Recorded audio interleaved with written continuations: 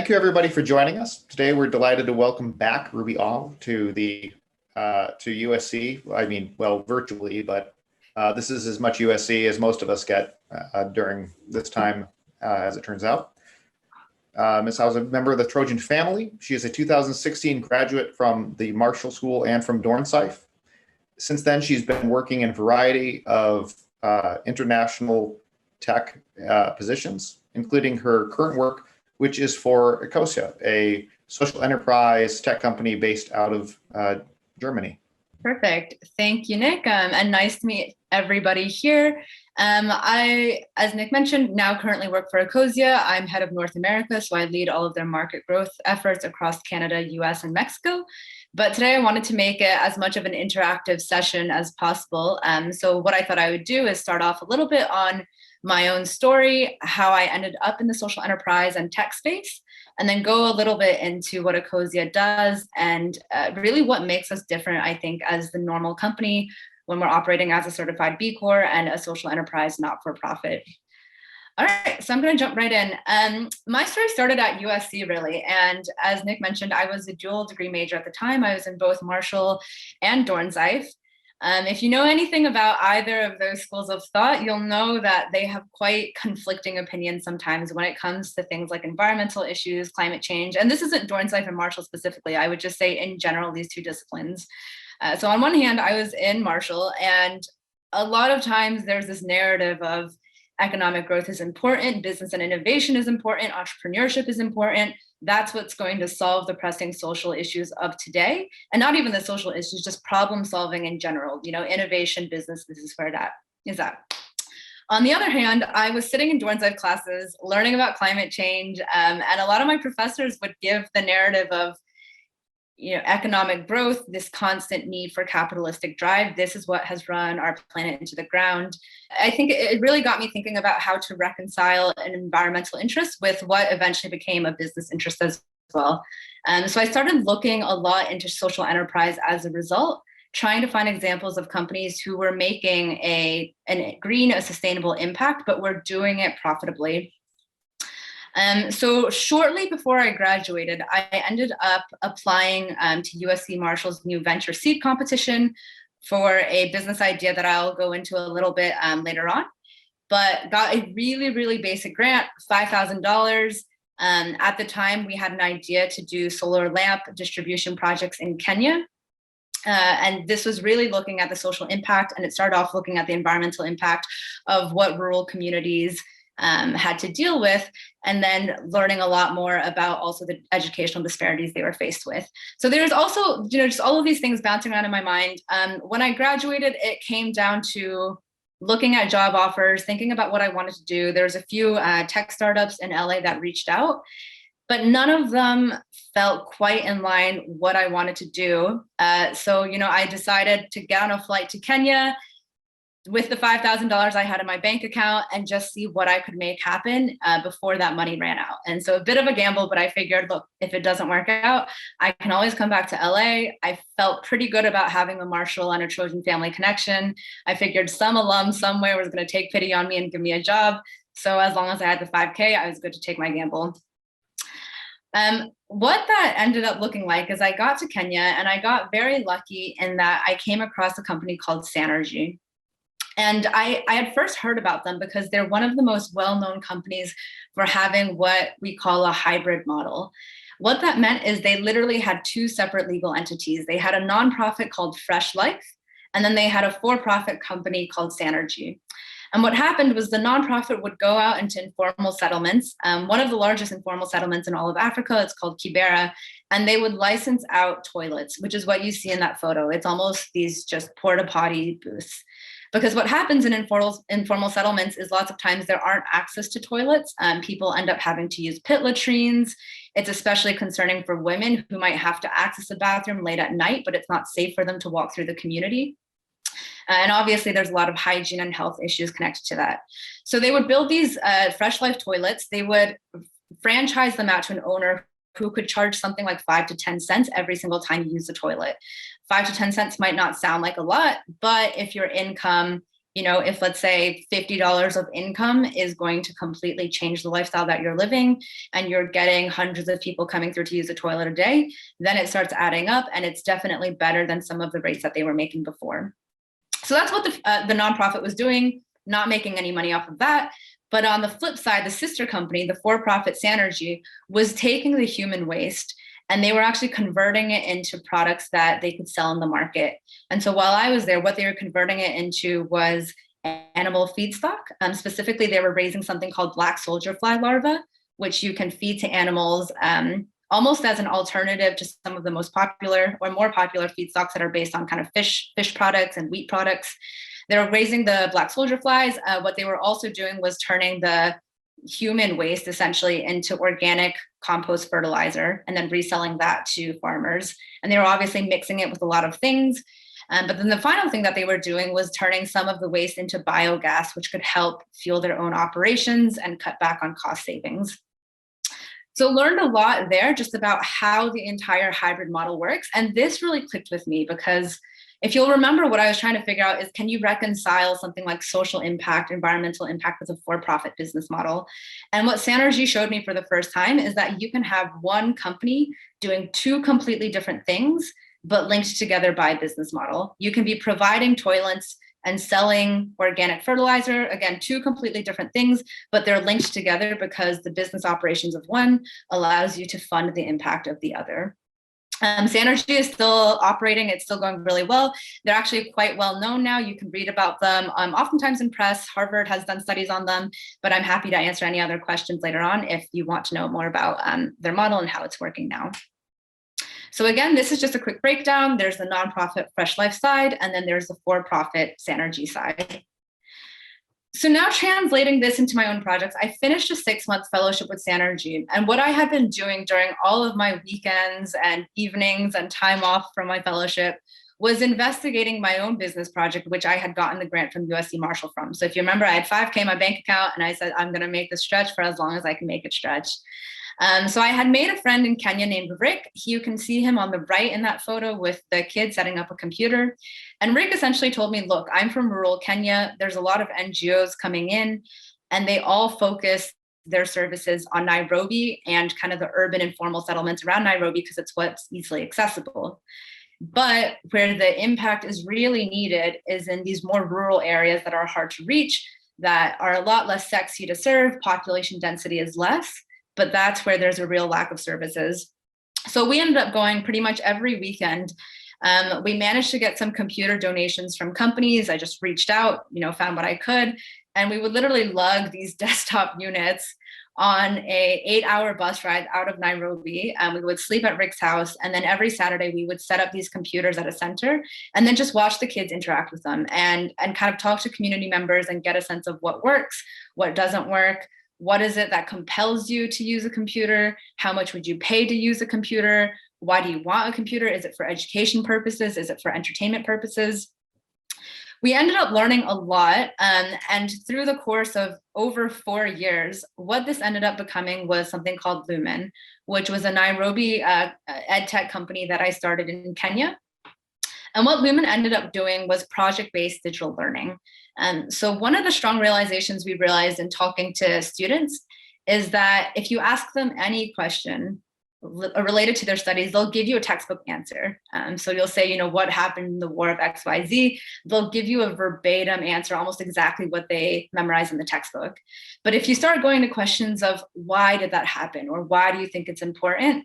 You would get an instant shutdown. Students would just literally blank and freeze on you. And so what we realized was happening is Kenya is really good at getting students to do rote memorization and rote learning.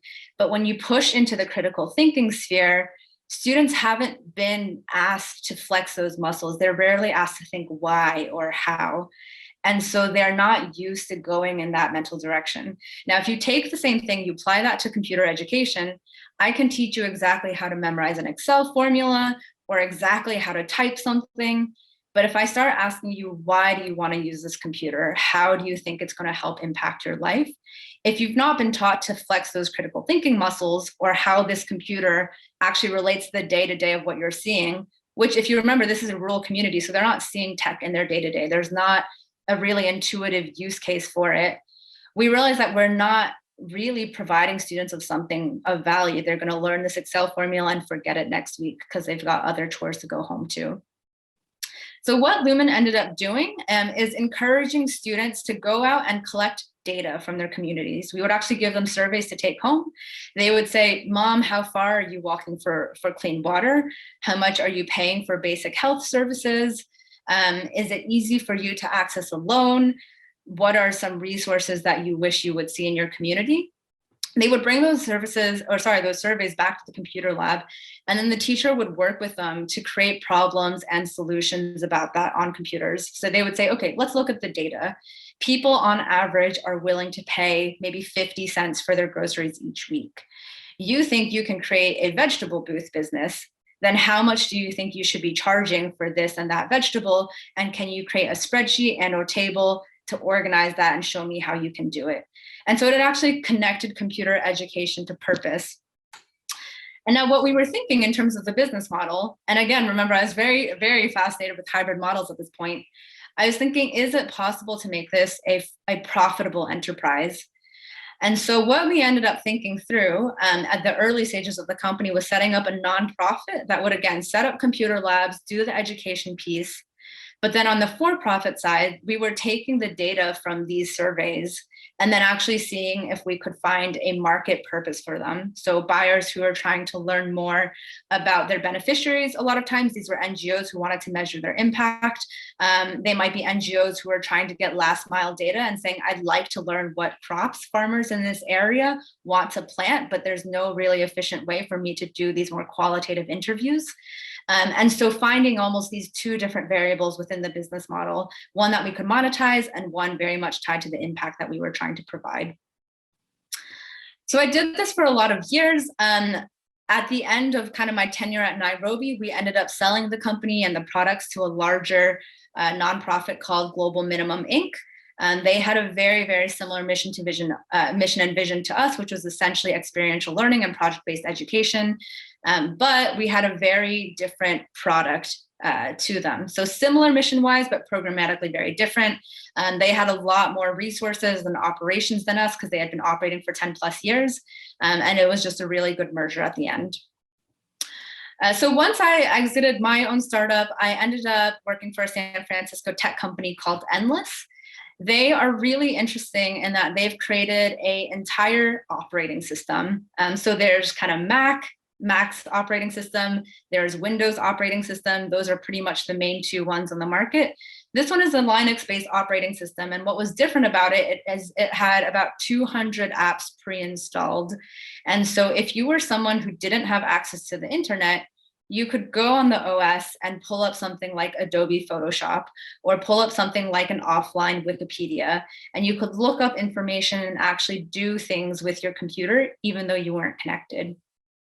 And so Endless's mission, even though they started out as a company in San Francisco, was to get this operating system in the hands of users in last mile and emerging markets who might not have had access to internet yet, but maybe they do have access to computer or computer hardware. So I ended up working with Endless for a few years and actually built out their entire Africa office and African operations. I started as their first employee, and then by the time we left, we had a team of around 5 or 6 on the ground. But again, hybrid model in that they were offering a free Linux system. You can literally go to Endless's website and download this Linux-based operating system and all of the apps that come with it. And of course, that's really unintuitive. You're like, how can you make money off of that until you think about the for-profit model they were pushing, which is then taking this free operating system and then pitching it to schools, universities, organizations, and saying, oh, well, you need system support, right? If you're going to get 500 students on these laptops, you need someone who can answer their questions. You need someone who can troubleshoot. You need a licensing system. Well, then all of that comes with this paid kind of premium version of it. And so what you're consistently seeing, I think, as a theme here is when it comes to social enterprises, there's always two sides of the story. And that makes them by default one layer more complex than a standard capitalistic company who maybe has a CSR department and maybe has a philanthropic foundation. But for a classic company, they have one purpose and they might dedicate some side resources to whatever good they want to do. But when it comes to social enterprise, you can't separate these two. They're almost two companies that you're balancing in one, and it always is a balancing game. Some companies will prioritize one over the other, or maybe depending on what resources look like, they might downsize or upsize, but you can never separate these two. And I think that's something that's important to understand when it comes to social enterprise. It is a more complex business model inherently.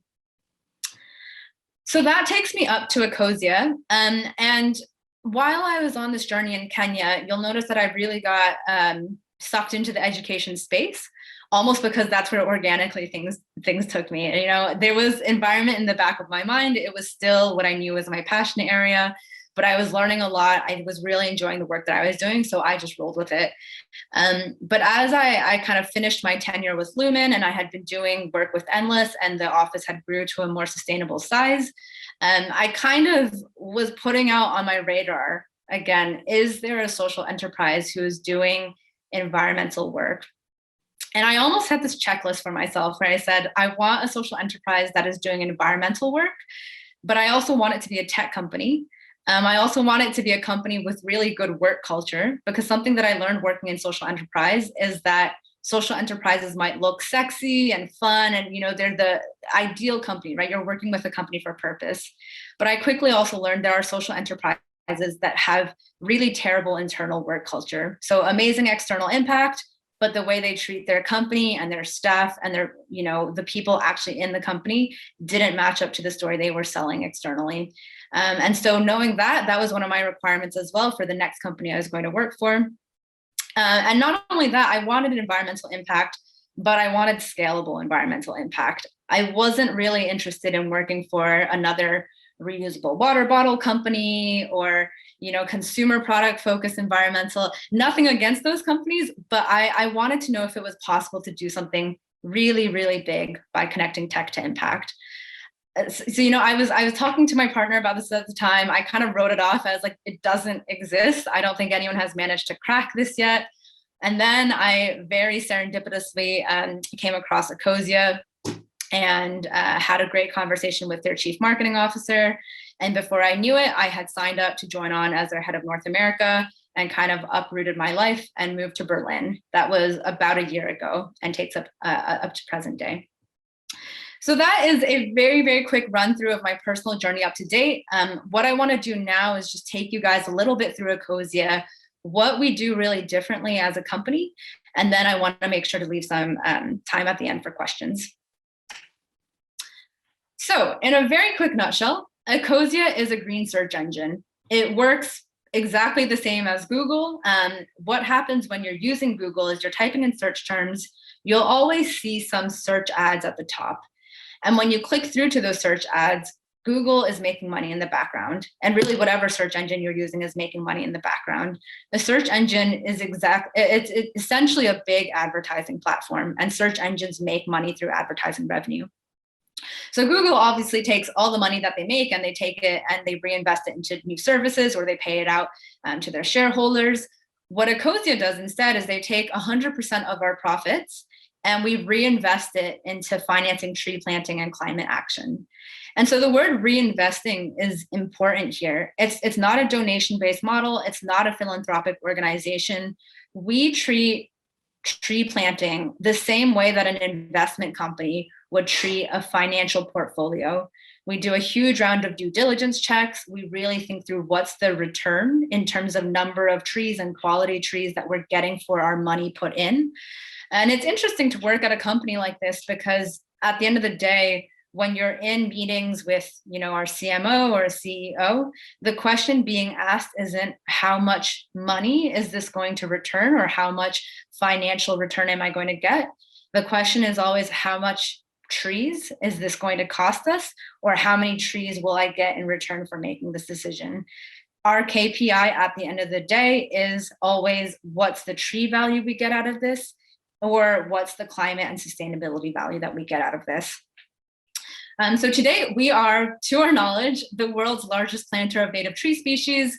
Right now, we've actually just ticked over 123 million trees planted, and we have around 50 million users around the world. And so you'll see this as a theme throughout, right? It's what attracts me to social enterprise companies. I find it so fascinating that you can break out a not-for-profit, really, emission within these for-profit companies. But for Ecosia, our quote unquote not-for-profit operation is tree planting. We're not getting any money back from this. We're not making a profit off of this. We're doing it genuinely because we want to find a vehicle that can fight climate change. But how we do it is completely separate, nothing to do with tree planting. We're a search engine that makes a lot of money. And marrying those things together has allowed us to make a huge amount of impact. A quick timeline here. We were founded about 11 years ago. Our founder, Christian, came in with a really different idea of what a business could look like. And I'll go into this a little bit more later on, but he set up Ecosia from the get-go to be a vehicle for climate change.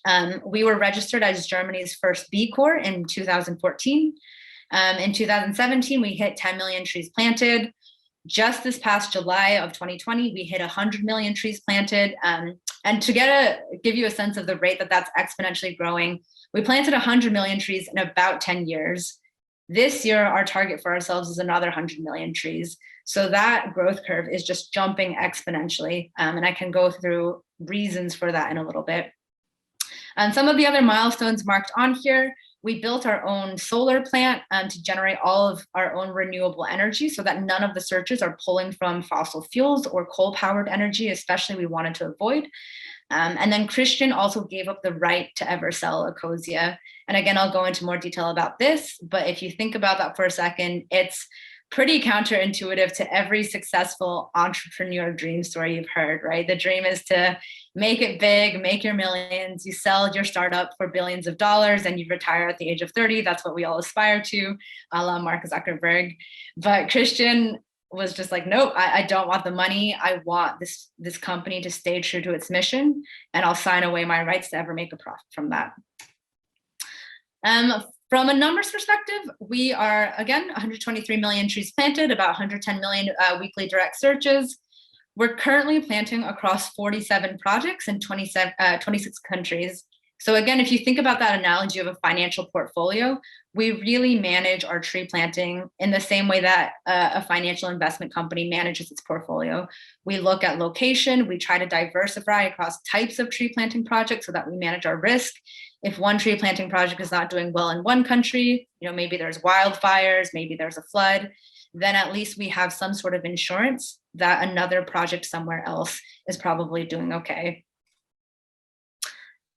And these are the things that I'm going to run through with you really quickly next. I think these few bullet points is what makes Ecosia different, not just from the perspective that we give all of our money away, which is strange enough, but we pretty much model our entire company off of the theory of stakeholder capitalism.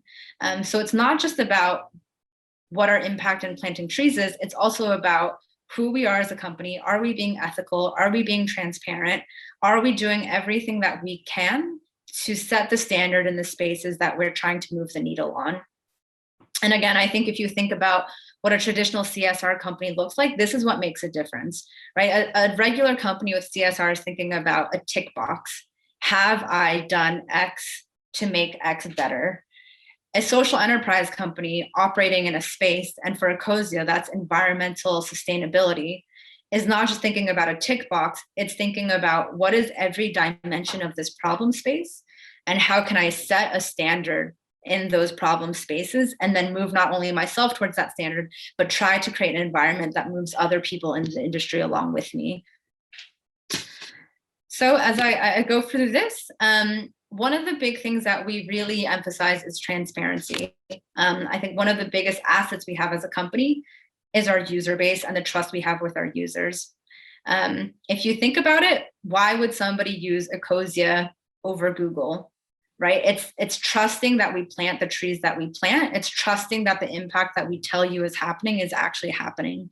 And that's why transparency is so important to us. The moment a user starts to doubt, is Ecosia actually planting the trees? Are they actually greenwashing? We lose any competitive advantage that we have. So one of the things that we do every month is we post our financial reports online. You can see everything that we're spending down to salary amounts, down how much is going into operations, how much is going into tree planting. Are we losing money? Are we earning money? all of that you can see. And surprisingly, you would think that the tree reports and what's happening on the ground would be our most read piece of content, but our most popular piece of content by and far is our financial reports. And it's funny, users will really dig into it. We'll get messages being like, I'm worried you're not paying your staff enough. You know, you guys have really grown. Shouldn't you up that number a little bit? People are invested. And I think that's another thing that you'll find with social enterprise. Users are invested because your company represents a mission. And if it's a mission that your users care about, then they're actually going to be the stakeholders that hold you accountable to the work that you do. Another thing that we position very strongly on is this idea of ethical tech. And for us, that means privacy. So something that not a lot of people realize is that the reason your search results on Google are so good is not just because they are a monopoly and have billions of dollars to make their product good, which they do, but is because they are collecting data on you from every single source possible. They have Gmail, you know, they have access to your searches. They have access to even recaptures, you know, that's data that Google is actually collecting for all of their products. And when you have that much data about somebody, then you can make a pretty good guess that when Sarah is typing in Belize into her search bar, she's not interested in the population of Belize. She's not interested in the history of Belize. Google knows, oh, you are interested in taking a vacation to Belize because I have all this other data on you about what you've been doing and what you've been searching for. And so you're going to get really tailored results, which is fantastic from a perspective of, oh, can I find what I'm searching from? But from an ethical privacy perspective is not so great. And so what Ecosia committed to early on is that we're going to be a privacy respecting search engine. That means we don't store your searches. We don't sell your data to advertisers. All your searches that you send across are encrypted, and we don't use any external tracking tools. This comes at a cost for us because what this means is as a company, we don't really know who our audience is. You know, we don't have anything like Google Analytics that says, oh, most of your users are between the ages of 15 to 30, and they're mostly female, and they're really interested in these kinds of topics. We have to basically use third-party data that's been collected by somebody else. We have to use anecdotal evidence based on users who opt into surveys that we offer to make a guess, to say, I think this is our audience, and I think this is how we should be positioning our message and our brand to appeal to them. And it's a cost, especially when your competitors are in the industry don't care about these things. They're saying, we don't care about privacy. You know, we're going to do as much tracking as we need to make sure we get a competitive edge. But I think that's a choice that we make because we realize that if you are going to be accountable to users and they're holding you to a standard of ethical tech, at some point your narrative isn't going to make sense if you say we're an ethical tech company, but we're also selling your data in the backside. So that's one of the things that makes us, I would say, fairly different from the average other quote unquote big tech company in the industry. Another example of how we kind of push the envelope in one of the spaces that we commit to is the issue of being carbon negative. Most probably you've heard of it as carbon neutral. A lot of companies now are going out and saying we're making the pledge to be carbon neutral by 2030. And this was something that kind of started with the Paris Climate Accords back in COP21. For us, we sat down as a company and said, look, if every single company decides to be carbon neutral tomorrow, it's not going to be enough. Sad but true, it's not going to be enough. So as a leader in this space, what can we do to make sure that we compensate for the fact that not every company is going to switch over to being carbon neutral, and some people are going to have to up their game and do more? So at this point, Ecosia is 200% renewable. This means that we generate twice as much clean solar energy from our own solar power plants as is needed to power all of your searches. 200% is the standard that we hold ourselves to, but in 2020, we were actually running on 335% renewable energy. What this also means is that we are not just kind of going above and beyond ourselves, but we're actually actively preventing emissions. So if it wasn't for the fact that we fed this renewable energy into the grid, that would have instead been supplied by coal power plants. And so we prevented around 4,500 tons of coal power from being emitted precisely because of the solar power that we were able to put in. And then on top of that, we also carbon offset our own footprint. So we work with a third-party accreditor. They'll calculate for us how much carbon we've emitted. We offset that based on what's called gold standard certifications. It's kind of the highest in the industry. And then we also look at how many trees we've planted and how much carbon that's going to sequester over their lifetime. So the amount of carbon sequestered by the 33 million trees we planted in 2020 alone, for example, over their lifetime, that's going to take away 10,000 times the amount of carbon than we've emitted as a company. And so all of these things we're doing to make sure that we're not doing a two-faced type thing, right? Saying we're helping the environment and we're planting trees, but oh, just kidding, we're incurring a huge carbon footprint to make that happen. And I will say it is truly, I think, inspired by Ecosia itself. People within Ecosia genuinely care about these things, but it is also the fact that if we didn't do these types of things, our users are going to be the first to call us out. They're like, why am I using Ecosia and why am I doing searches with you to plant trees when just the fact that you guys exist makes for more carbon emissions than if you didn't exist? And so again, users are always our highest accountability standard when it comes to stories like this. And then so finally, on average, each Ecosia search removes about 1 kilogram of CO2 from the atmosphere. This is a global average taken across all of our tree planting projects.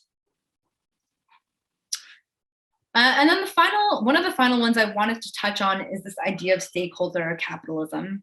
So Ecosia clearly does things quite differently from the average business, but you've got to ask why. And the reason why is because there's two ways of thinking about capitalism. There is shareholder capitalism, which means the reason for your business entity existing is to create wealth for shareholders. Right?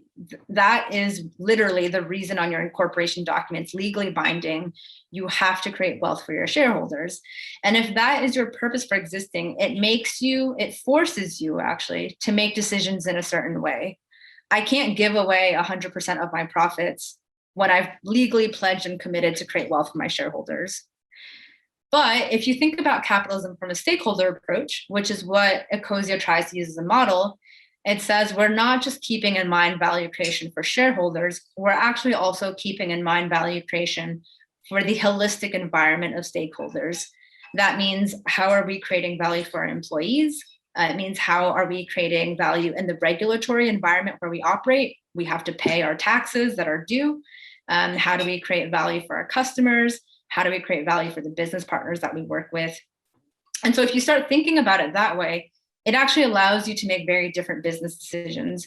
You can actually say, I'd prefer to sell a product that makes me less money, has a smaller margin, but I think it's better for the environment. And that's because in my stakeholder model, I've accounted for the fact that this will be better for the environment where I operate. It's creating value in that dimension. And so two very different ways to think about capitalism. Lots of conversations now about capitalism is broken, capitalism is bad. And I think that casts capitalism in a very black and white way, when there's actually different ways to think about how capitalism is set up. And Ecosia, as a for-profit company, is playing the game of capitalism, but they're choosing to put a different filter on it. So some of the different decisions that stakeholder capitalism has allowed Ecosia to make, for example, is what we call steward ownership. Ecosia, as I mentioned, has the founder of Ecosia has given away ownership rights of the company. This means that he can never take a profit out of Ecosia. He can never sell Ecosia. And he can also never accept investors coming in who say, okay, now I own 90% share of Ecosia, but wow, it's getting really lucrative. Why don't we sell it? Or why don't we, do this instead with the business and then take the profits out? That's legally now impossible for Ecosia to do.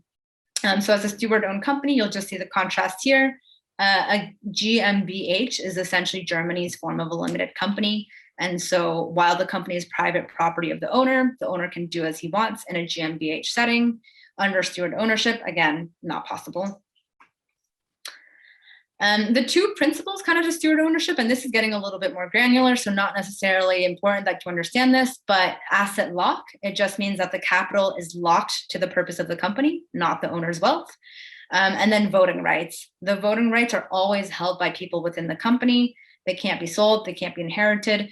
Essentially, this is a mechanism to protect the purpose of the company. Again, this is one of those things that a normal company doesn't have to think about. If your sole purpose is to create wealth for shareholders, you almost have an expectation that you're moving towards the point where one day you're going to exit this company. You're going to try to get as rich off of this company as you can. You're going to try to make money off the company. And that is the game that you're playing. But if you're creating a company like Christian was, and your purpose is, I want this company to be a vehicle for impact, one of the things that you need to think about is, how can I ensure that this is still going to be a vehicle for impact after I depart? Because somebody else can come in and decide really quickly, I want to do something else with this and I want it to make me money. And so again, just really quick summary: shareholder capitalism versus stakeholder capitalism. Purpose of one entity is to create value for shareholders. The other one is to create value for a holistic business environment. And finally, this last part I will run through quickly because I want to make sure there's some time for questions. But again, the question that we'll definitely get is, how does Ecosia do its tree planting? Where do we do its tree planting? So we have a whole separate team and department within Ecosia specifically dedicated to tree planting. I actually think this guy has the coolest job in the world. He's our chief tree planting officer. His job is literally to go around the world and find different tree planting partners who can take the money that we give them and then plant the number of trees that we've agreed on. So a quick distinction here: Ecosia itself doesn't actually put the trees in the ground. We give the money, or we finance the money, to local partners who do it for us. We don't plant any monocultures, and we typically prioritize planting in biodiversity hotspots where trees are needed most.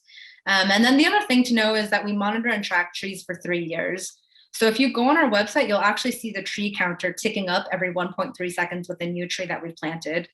Those trees that are being counted are only trees that have been alive for at least 3 years. We don't count them in the public counter until then. And then how we choose projects. We will essentially go into any tree planting country and try to find people on the ground who have the expertise already. Because what it means to plant a tree in a desert in Burkina Faso is really different from what it means to plant a tree in a rainforest in Brazil. And the people who know how to do it are usually people on the ground, like local NGOs, maybe even rural communities who are doing it.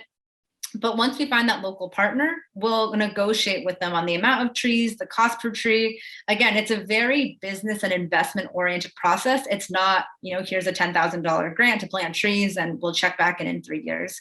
It's a very rigorous approach, and we follow something called a milestone methodology. That means we'll agree with you up front. Let's do 5,000 trees in 1 year. It's our first milestone. If you can satisfactorily meet our expectations for that milestone, then we'll move to milestone 2 of scaling this project up to 10,000 trees, but not until we see that you can do a good job with the first 5,000. And here's a kind of picture of what it looks like in the three years of this project. This is specifically a project in Brazil.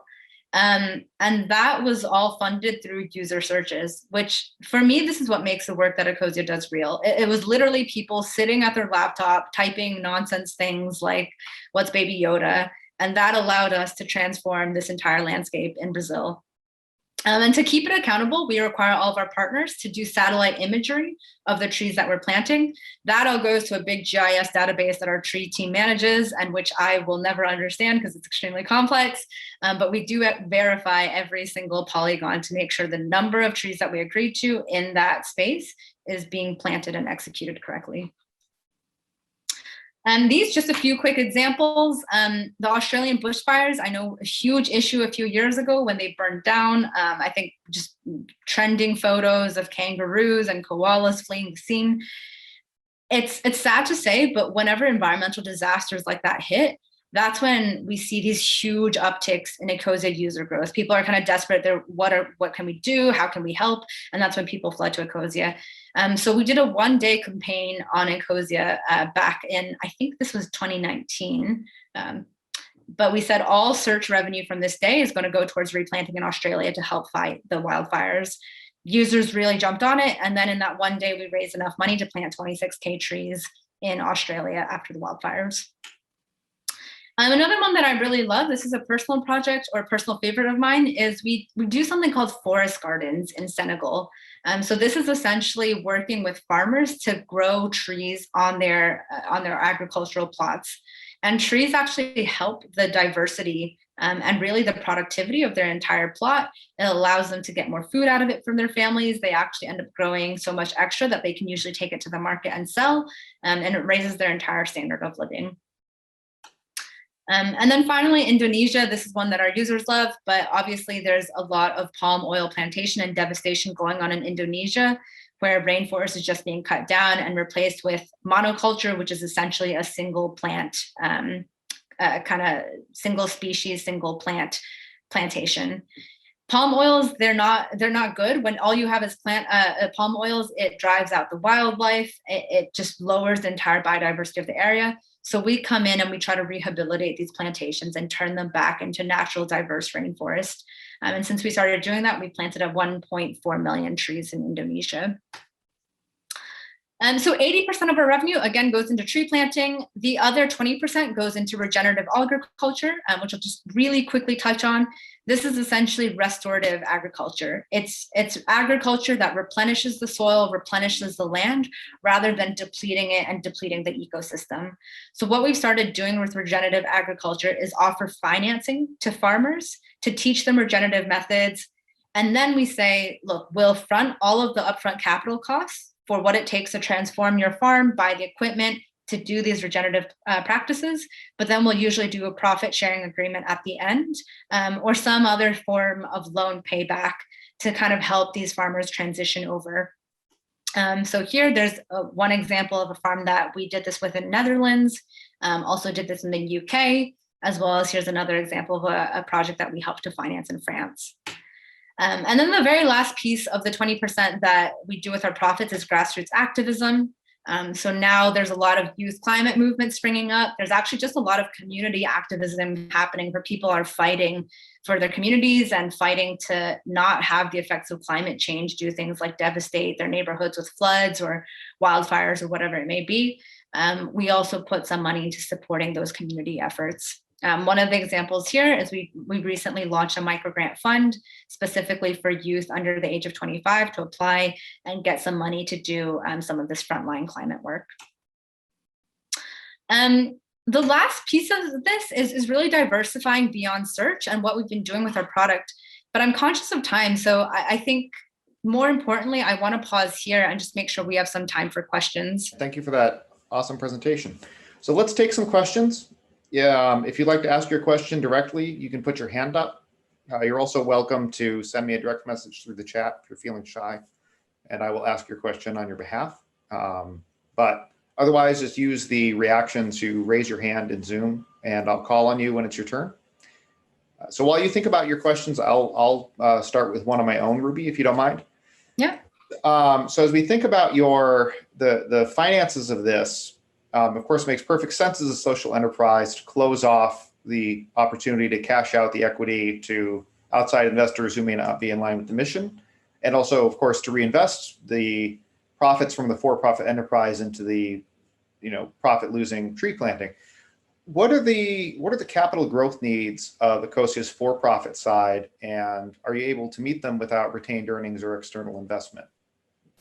Yes and no. So I think if you're benchmarking Ecosia against its competitors, let's not even talk about Google because they're in a league of their own. Sure. But someone like DuckDuckGo, which is another alternative privacy-focused search engine, you'll see that their rate of growth is far faster than Ecosia. And when it comes to things like marketing budgets, the rate at which we've acquired users, the rate at which the company has grown, it is much, much slower than industry average.